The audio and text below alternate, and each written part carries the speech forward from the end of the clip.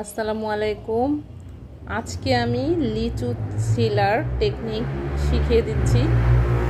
তো লিচু সিলার ক্ষেত্রে আপনাকে এই যে বোটাটা রয়েছে এর মধ্যে এইরকম একটু লম্বা করে রেখে দিতে হবে, এতে করে লিচুটা ছিলতে খুব সহজ হবে।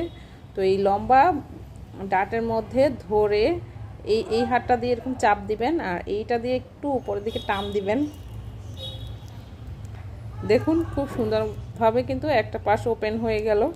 তারপর খুব সহজেই লিচুটা ছিলে নেওয়া যাবে। তো আমি লিচুটাকে ছিলে দেখাচ্ছি।